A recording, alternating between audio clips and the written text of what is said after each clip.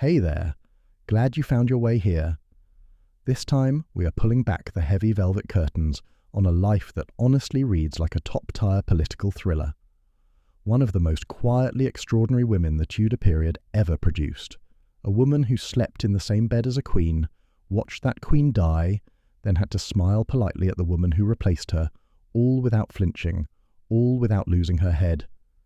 We're talking about Jane Dormer, a name you might not know as well as Boleyn or Howard, but believe me, she was the real deal, the ultimate survivor in an age where saying the wrong prayer could get you a one-way ticket to a very smoky bonfire.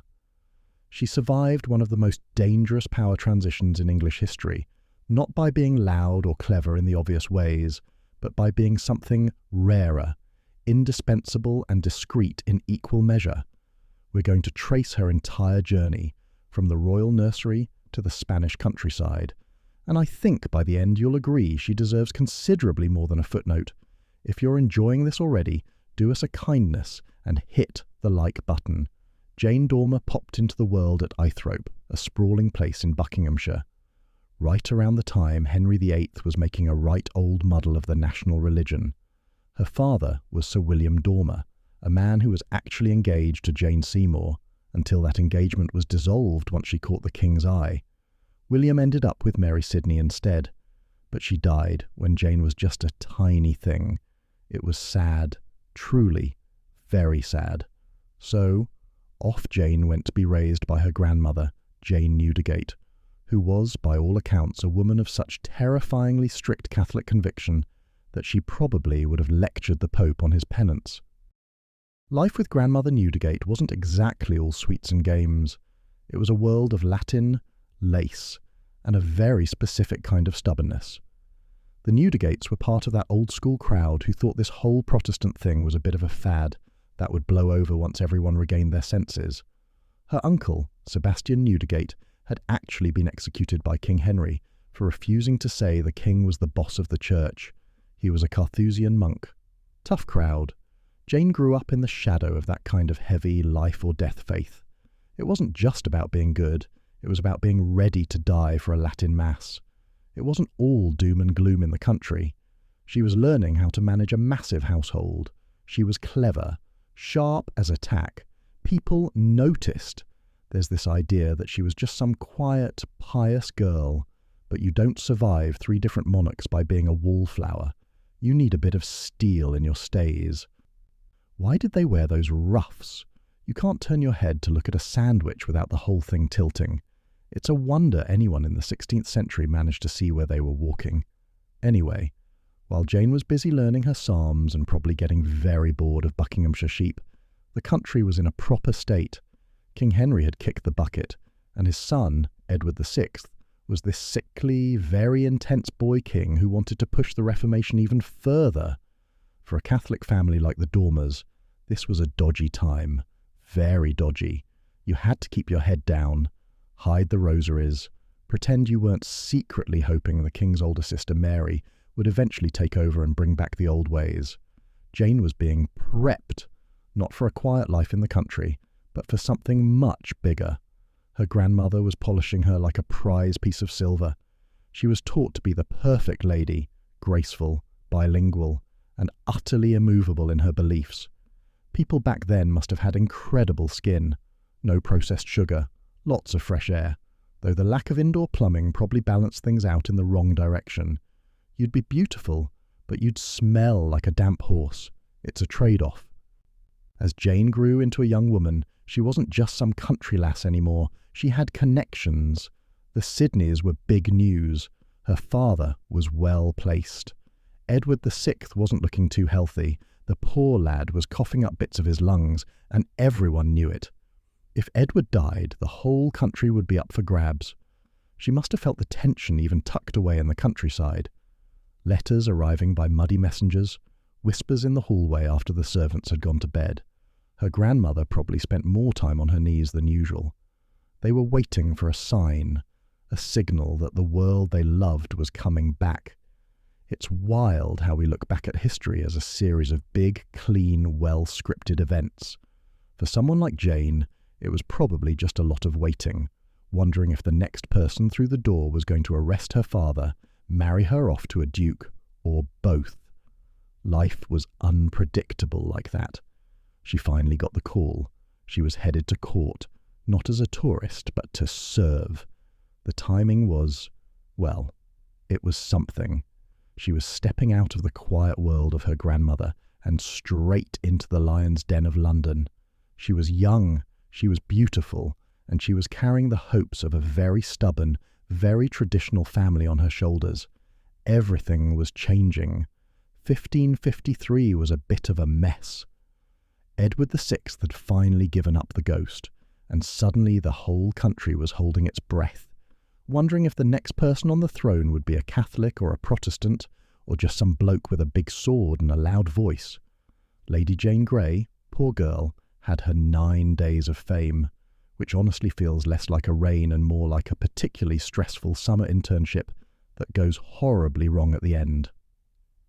Jane Dormer was right there in the middle of it. She wasn't just watching from the sidelines, she was practically in the scrum. Mary Tudor was riding toward London, and she wasn't coming for a quiet chat. She was coming for her crown. When Mary finally secured the throne, she needed people she could trust, not just, I won't stab you in the back trust, but I'll sit with you at 3 a.m. while you cry trust. Jane Dormer was that person. She became a lady of the bedchamber. That sounds quite posh, but it mostly meant you were on call 24 hours a day to handle everything from the Queen's state secrets to her silk stockings. Mary was nearly 40, which was practically prehistoric in Tudor years, and she was lonely. Terribly lonely.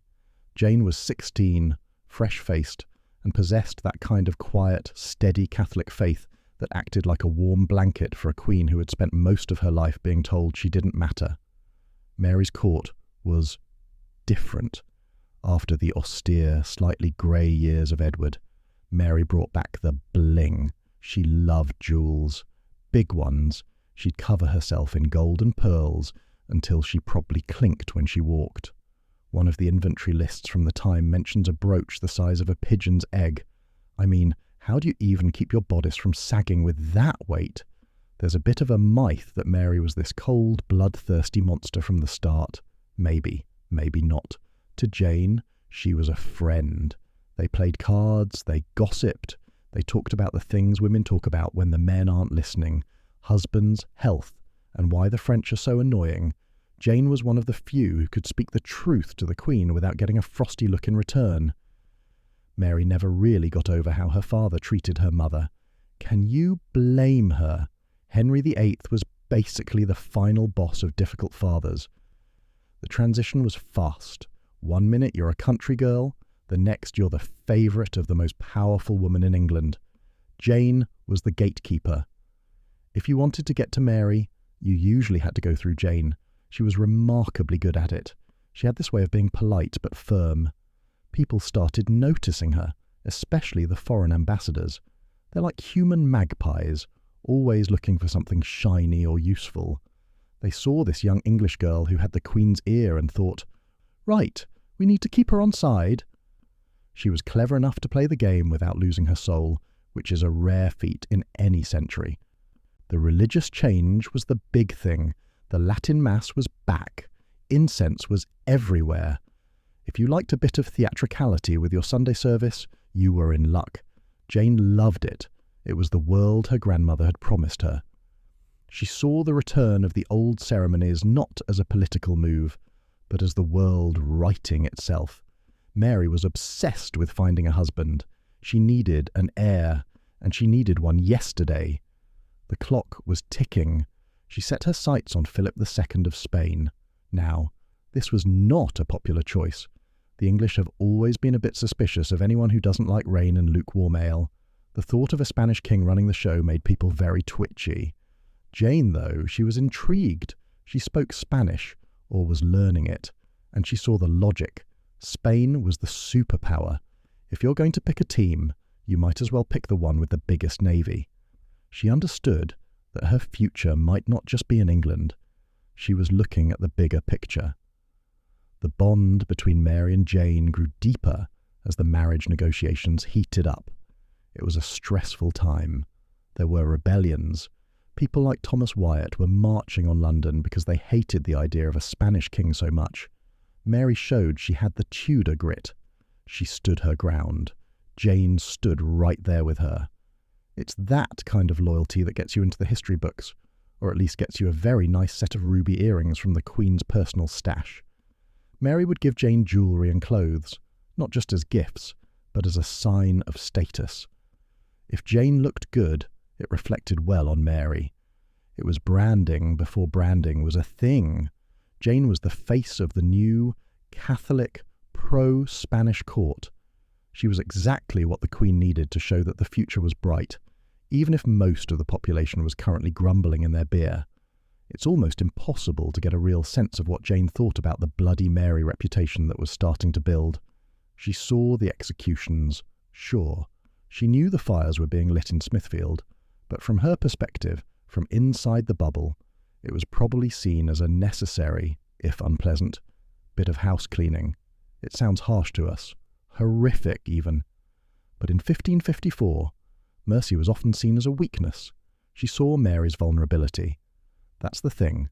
While the world saw a queen, Jane saw a woman who was terrified of failing her God and her people. They'd sit together and pray for hours. It's a lot of kneeling. I have bad knees. 10 minutes on a hard floor and I'm done for. I don't know how they did it. One specific Spaniard was about to walk into the room and change everything for her. Philip finally showed up in July 1554, and, in true British fashion, it was absolutely tipping it down. You'd think the heavens would have put on a bit of a show for the most powerful bloke in Europe. But no. Southampton greeted him with a grey, watery slap in the face. Jane was already there, or nearby at least, waiting with Mary at Winchester. Mary was fluttering about like a teenager. She was 38, remember, and she'd been through the ringer. So this wasn't just a political tie-up for her. It was her one shot at a bit of happiness and a kid. The Spanish didn't just turn up with a couple of suitcases and a polite smile. They brought thousands of people. It was an invasion of silk, velvet, and a very specific kind of Catholic gloom. They looked at wooden houses and muddy tracks and probably thought they'd accidentally taken a wrong turn and ended up in a particularly damp barn. Anyway, Philip stepped off the boat and supposedly drank a tankard of ale right there on the quay to show he was one of them. Jane was the one Mary leaned on during those first awkward meetings, although her Spanish was modest. She was translating for two people who couldn't even agree on how to say, pass the salt. One of those grandees was Gómez Suárez de Figueroa y Córdoba, the Duke of Feria. Bit of a name, isn't it? If you had to write that on a luggage tag, you'd need a bigger bag. He was Philip's right-hand man. He saw Jane. She saw him. I wouldn't go as far as to say it was love at first sight. This was the 16th century, and everyone was usually too busy worrying about heresy to bother with rom-com tropes. But something definitely clicked. He wasn't like the English lords. He was formal, stiff, very, very Catholic. They spent hours under those vaulted ceilings, surrounded by enough incense to choke a donkey. It was grand, obviously. Gold everywhere. But outside on the streets? Not so grand. The locals were fuming. They hated the idea of King Philip. There were brawls in the taverns, Spanish soldiers getting their purses pinched. It was a right old shambles. Philip himself was a bit of a cold fish. He wasn't exactly Mr. Personality. He did his duty, sure, but you could tell he'd rather be back in Madrid where the sun actually worked. Gómez, though, was different. He was watching Jane. He noticed her efficiency, her poise, the way she could handle a diplomatic crisis and a torn hem at the same time. He started lingering in the Queen's apartments more than he probably needed to. The whole Spanish match was a giant gamble. If Mary got pregnant, England would be tied to the Habsburg Empire for good. If she didn't, well, then Philip was just an expensive guest who brought a lot of luggage and a lot of trouble. Jane was right in the middle of that gamble. She was the one who saw the Queen every morning. She knew before almost anyone else if the plan was working, or if it was failing. Jane must have felt the shift in the air. The English court was becoming a hybrid, a bit of London, a bit of Madrid, and a lot of confusion. She was the one who could bridge the gap. She was the face of the alliance. And as the honeymoon period, if you can even call it that, started to fade into the grey reality of a London autumn, Jane found herself becoming more than just a lady-in-waiting. She was becoming a diplomat in her own right. It's easy to think of her as just a passive observer, but she was sharp. She was learning the Spanish mind. She was figuring out that Gomez wasn't just another noble. He was a ladder to a different world, a world with more sun, more certainty, and perhaps a bit less rain. Not that she was planning to leave yet. She was loyal to Mary. She was the Queen's rock, and as the winter of 1554 set in, that rock was going to be needed more than ever, because the mood in the country was turning from grumpy to dangerous. Philip's men were everywhere. You couldn't walk down Cheapside without bumping into a Spanish squire. The language barrier was a nightmare. In Jane's world, a misunderstanding could spark a riot. She kept the peace with a smile and a well-placed Spanish phrase. She was the glue. Now they had to live with each other, and Jane was the one who had to make sure they didn't kill each other before breakfast. So, the great Duke of Feria, we will continue to call him Gomez, wasn't exactly looking for a wife when he rolled into London with Philip. He was there for the politics, the power, and probably to make sure the English didn't accidentally set fire to the Spanish fleet out of pure spite. He was older than Jane, seasoned, a bit of a big deal in the Habsburg world. But there's something about a person who doesn't fawn over you that catches the eye of a man who's used to everyone bowing until their backs. Creak! Jane had this way of standing her ground. I'm sure that the Spanish found English women utterly baffling. In Madrid, the ladies were kept behind screens, practically wrapped in wool and hidden away like state secrets. Then they come to London and find women like Jane, who can ride a horse, talk theology, and probably outdrink half the infantry. It must have been a bit of a culture shock for old Gomez. He was a man of immense dignity. You can see it in his portraits. That very straight back, the kind of beard that looks like it's been trimmed with a pair of surgical scissors and a level. Jane wasn't just another face in the crowd. She was the Queen's right hand. Gomez noticed that whenever there was a bit of a diplomatic wobble, and there were many, Jane was the one smoothing things over. She wasn't loud. She was just there, reliable. It's quite likely that he started inventing reasons to visit the Queen's apartments just to see her. Oh, is Her Majesty busy? Never mind, I'll just wait here and chat with Mistress Dormer about, tapestry designs for 20 minutes. Transparent, really? But when you're a duke, you can get away with that sort of thing. There was this one story, maybe a bit of gossip from the time, that Gomez was absolutely floored by Jane's memory. She could remember every name, every family connection, every little grudge held by the English nobility. In a court where knowing who hated whom was a matter of survival, she was a walking database, a 16th century spreadsheet in a silk gown. He called her my Ingleser, my Englishwoman, which is a bit possessive, but I suppose that's just how they rolled back then. Think about the language they spoke when they were alone. They probably used a messy mix of Spanish, Latin and English. Pass me the salt, darling. It's quite sweet, in a weirdly formal way. He was teaching her the ways of the Spanish court, the etiquette that made the English version look like a primary school play, and she was teaching him that you couldn't just treat the English like a conquered province without getting a metaphorical or literal black eye. The Duke was incredibly wealthy. We're talking private island and gold-plated bath taps wealthy. He started giving her gifts, not just the usual trinkets, but things that meant something. Apparently, he gave her a book of hours that was so beautifully illuminated, it was a signal. In the language of the court, a duke giving a lady-in-waiting a book like that wasn't just a friendly gesture, it was a territorial marking.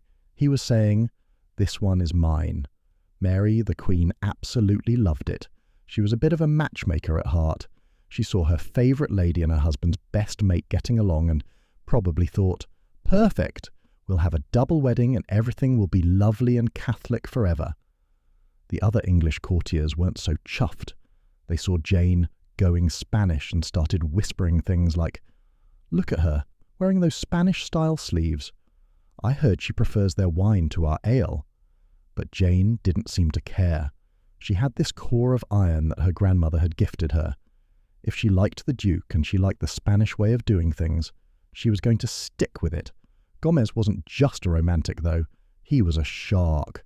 He was using his relationship with Jane to feed information back to Philip. He knew that Jane knew everything Mary was thinking. It's a bit cynical, perhaps, to think he was just using her. But in that world, love and power were never really separate. You didn't just marry for a spark. You married for a strategic alliance and maybe some decent land in Castile.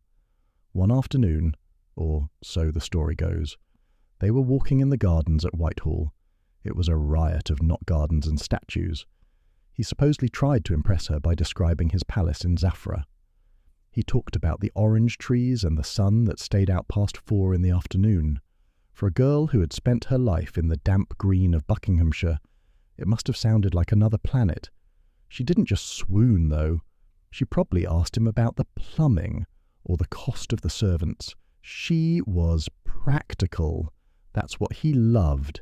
He didn't need a trophy. He needed a partner, someone who could run an estate while he was off being a diplomat or a soldier, someone who wouldn't crumble when things got messy.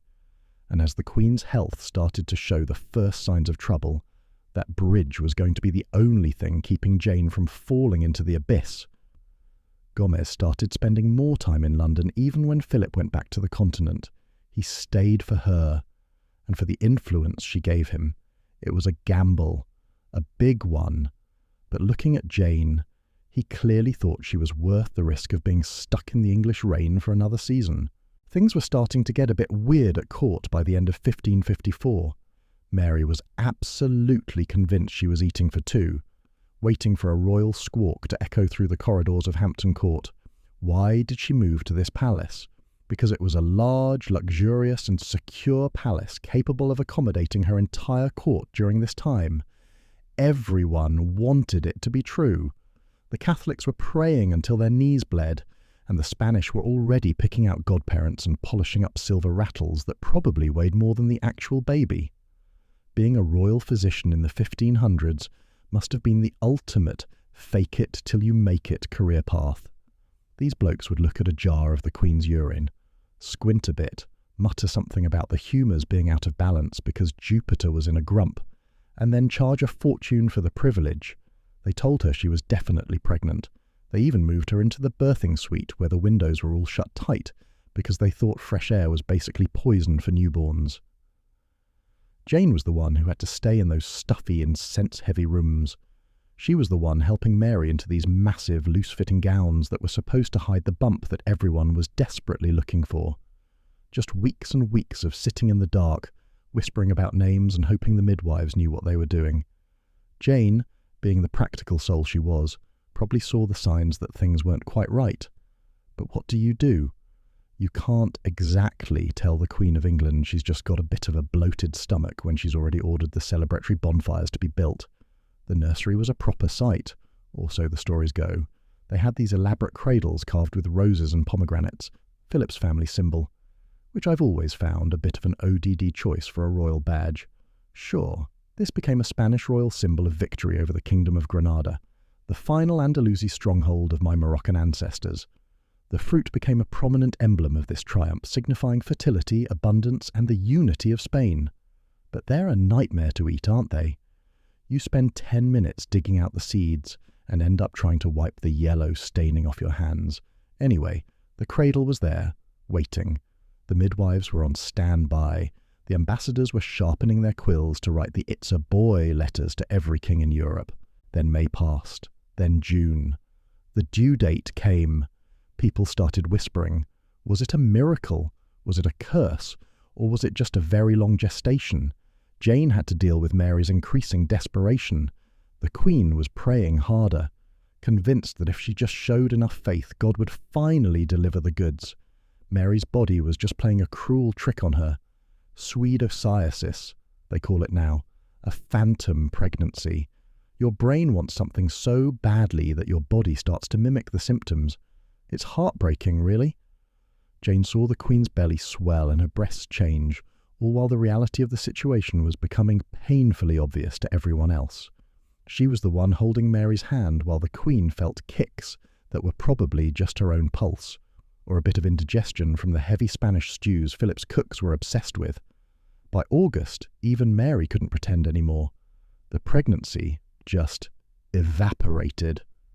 The swelling went down, the nursery was quietly packed away, and the midwives were sent home with a "thanks for coming, sorry about the mess" kind of vibe. It was a national embarrassment. Philip, who hadn't exactly been the most attentive husband to begin with, seemed to decide that he'd had quite enough of the English reign and his wife's medical mysteries. He started making noises about needing to go to Flanders to deal with important business. Jane was left to pick up the pieces. She saw the light go out in Mary's eyes. It wasn't just about the baby, it was about the fact that her husband was clearly bored of her. Jane was the one who had to listen to the Queen's long, rambling laments about her sins and why God was punishing her. But Jane didn't flinch. She was like a human sponge, soaking up all that royal grief and still managing to keep her ruffs straight. There was a second time too. A few years later, 1557, Mary was convinced again. This time, though, people weren't even pretending to be excited. They were just sad or annoyed. Jane was more experienced now, and she probably knew that this wasn't a baby. It was the beginning of the end. Mary's health was failing fast. The bump this time was likely a tumour or dropsy, fluid building up because her heart or her liver was giving out. The cruelty of it is just staggering, to have your greatest hope turned into the thing that's actually killing you. The Spanish influence was still there, but it was fading. Philip was gone. Gomez was still hanging around, partly because of his job and partly because he was still quite keen on Jane.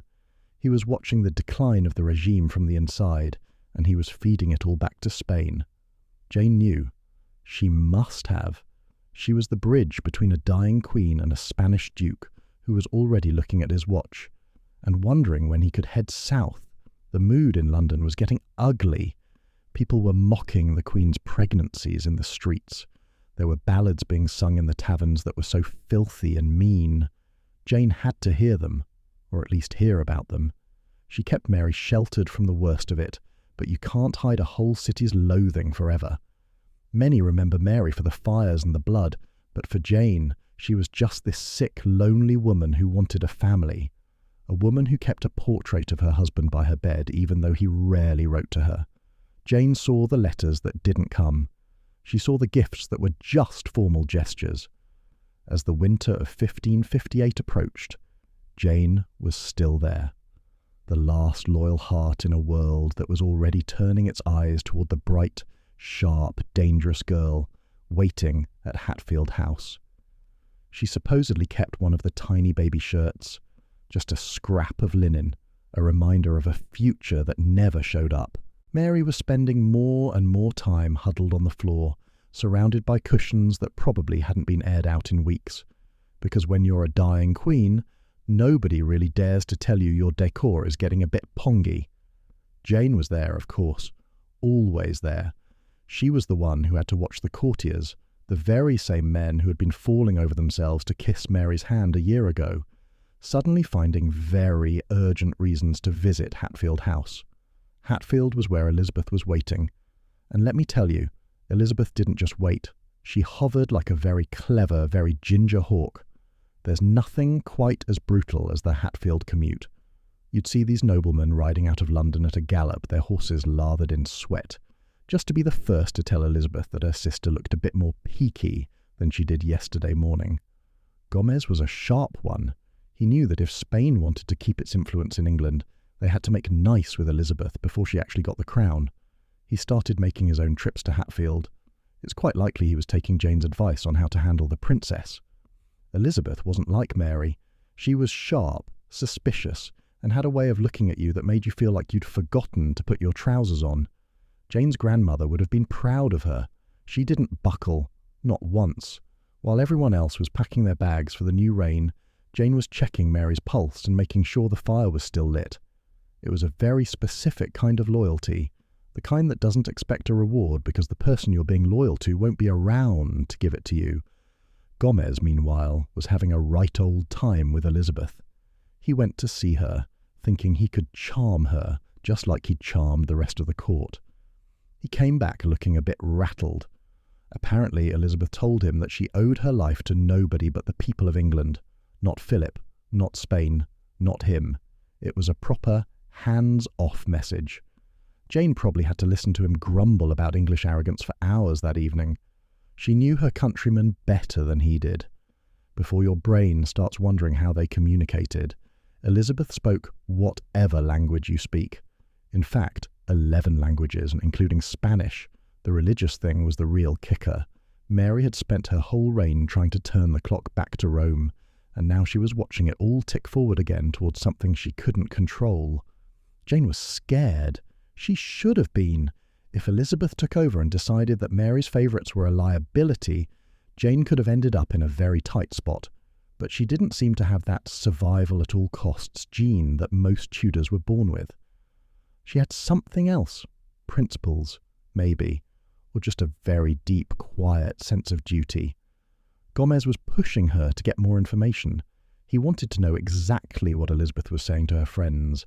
He wanted to know if the new girl was going to keep the mass. Jane was the go-between. She was the one who could talk to the ladies at Hatfield without raising too many eyebrows. She was a spy in a way, but a very elegant one. A diplomat in a kirtle. Mary was drifting in and out of consciousness, and every time she woke up, she'd ask for Jane. Not her husband, not her counsellors, just Jane. Gomez was already looking at the exits. He was planning for the future, and that future definitely included Jane. He didn't want her staying in England once the Protestant wind really started to blow. He wanted her in Spain, safe, under his protection. But Jane wouldn't leave yet. She couldn't. Mary's will was being finalised. She was leaving things to Jane. Jewellery, clothes, mementos of a friendship that had survived a very messy reign. It was a sign of how much she trusted her. In a court full of vultures, Jane was the only one who wasn't trying to peck at the carcass before it was even cold. The end came in the dark, early hours of November 17th, 1558, and it wasn't some grand cinematic exit with choirs of angels, but rather a quiet, stuttering fade-out in a room at St. James's Palace. Mary was only 42, a youth by our standards, but she'd lived about 10 lifetimes of stress. Jane was there, right by the bed, and she supposedly told people later that Mary woke up for a second and said she saw many little children like angels playing in a garden. Maybe it happened, or maybe Jane just wanted her friend to have a beautiful ending in the history books. She was gone by the time the sun came up. Elizabeth was still at Hatfield, and the moment the word reached her, the world flipped upside down. It said she was sitting under a great oak tree, which is still there, or at least a stump of it is, though I suspect the oak tree thing is a bit of Tudor PR to make her look more naturey. And she dropped to her knees and started speaking. Jane had to pack up Mary's things. All those jewels, the clothes, the prayer books. The Duke of Ferrier didn't hang around. He was the Spanish ambassador now, and he had to go talk to Elizabeth. He told her she owed the throne to Philip's support. Elizabeth just looked at him. I bet she had that specific Tudor eyebrow raised, and told him she owed it to no one but her people. Gomez was fuming.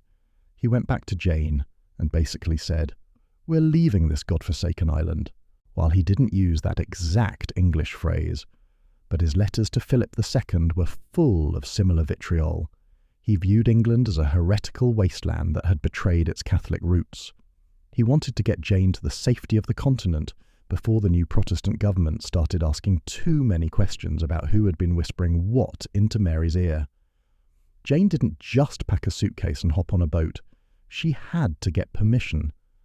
Elizabeth actually liked Jane. Well, as much as she liked anyone who had been that close to her sister. She invited Jane to stay at court. She offered her a place in the new regime. It was a massive compliment, or a very clever trap. Jane turned her down. Elizabeth was a master of keeping her enemies, or even just those she suspected, within arm's reach.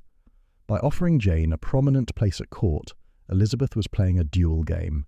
First, having the most respected lady-in-waiting of the late Queen Mary stay on would signal a sense of continuity and stability to the Catholic nobility.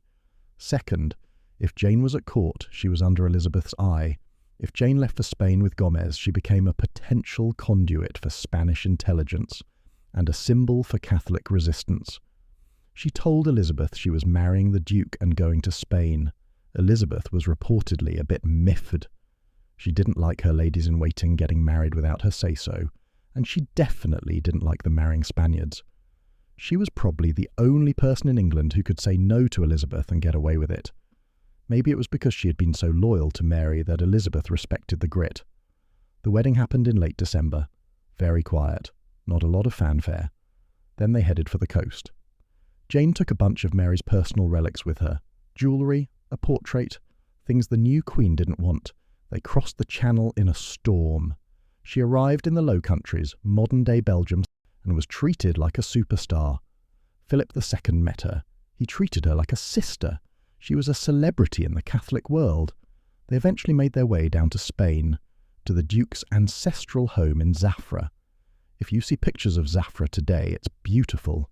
White buildings, narrow streets, and a castle that looks like it was designed for a film set. But for a girl from Buckinghamshire, it must have felt like landing on Mars. The heat, the language, the food, it was all so foreign. I suppose she didn't miss the green fields of Athrope. After all, she had a palace, and a duke who treated her as if she were made of glass. Jane didn't just sit around eating grapes and fanning herself. She turned her house into a hub. The English house in Zafra became the place for every Catholic exile who had to flee Elizabeth's England. If you were a priest or a noble who couldn't handle the new prayer book, you went to see the Duchess of Feria. She had money. She had influence. She had a direct line to the King of Spain. She became a political powerhouse. She was writing letters to the Pope. She was helping plan missions back into England. She was basically the godmother of the Catholic resistance. Gomez died in 1571. He wasn't that old, but he'd lived a hard life of diplomacy and stress. Jane was devastated. She was a widow at 33. She could have gone into a convent. She could have moved back to a more central city. She stayed in Zafra. She ran the estates. She raised her son, Lorenzo. She spent the next 40-odd years in Spain. She outlived Elizabeth. She outlived almost everyone she knew from the old days. She became this legendary figure, the woman who remembered the true England. There's a story that even in her 70s, she was still the sharpest person in the room. She kept her English accent. She kept her English habits. She was a bit of England that had been transplanted into the Spanish soil and refused to change its colour. She died in 1612. She was 74, a massive age for the time. She'd seen the Spanish Armada fail. She'd seen the Tudors die out and the Stuarts take over. She was buried in the monastery she helped build in Zafra. Her life is just weird. A girl from a drafty manor in the Midlands who ended up as one of the most powerful women in Spain, all because she knew how to keep a secret and how to be a friend to a lonely queen. She left behind a massive collection of letters, hundreds of them. Most of them are still in the Spanish archives, probably covered in dust and waiting for someone to realise that the most interesting Tudor story isn't about the ones who stayed, but the one who got away. She was buried in a habit of the Order of St. Clair. Jane's gone, and England become a very different, very twitchy place under James I, who was this Scottish king with a massive tongue. Literally, it supposedly didn't fit in his mouth properly, and an even bigger fear of witches and assassins. The gunpowder plot had happened just a few years before she died, so if you were a Catholic in London or the Midlands, you were basically looked at like a ticking time bomb. Everyone was suspicious. Your neighbours were probably counting how many people went into your house on a Sunday morning. James was a bit of a strange character, writing books about demons while probably wearing 3 padded doublets because he was terrified of being stabbed. He didn't like to wash because he thought it opened the pores to the plague, which is just... imagine the smell in a closed room with him and 20 courtiers in July. James wasn't exactly burning people at the stake like Mary, but he was hitting them where it really hurt, the wallet. The fines for not going to the Anglican Church, recusancy they called it, were soul-crushing. If you didn't show up for the Sunday service, you owed a fortune. It was a slow-motion bankruptcy for the old Catholic gentry. Some of them stayed in their crumbling manors, hiding priests in tiny, suffocating holes behind the bread oven. Nicholas Owen, this genius carpenter who was about the size of a hobbit, was the one building these hidey holes. He could make a room disappear into a chimney breast. It's wild to think of a priest crouching in a space the size of a suitcase for 3 days while soldiers poked spears into the walls. The Spanish road that Jane had helped maintain was still there, but the heart had gone out of it a bit. With Jane dead in Zafra, the English exiles lost their best advocate at the Spanish court. She was the one who could walk up to King Philip and ask for a pension for a destitute priest without being told to bugger off. The money started to dry up. The younger generation of exiles, the kids of the people who fled with Jane, were starting to sound more Spanish than English. They were losing that connection to the old religion back home. That's all. Thanks for watching, and I'll see you in the next one.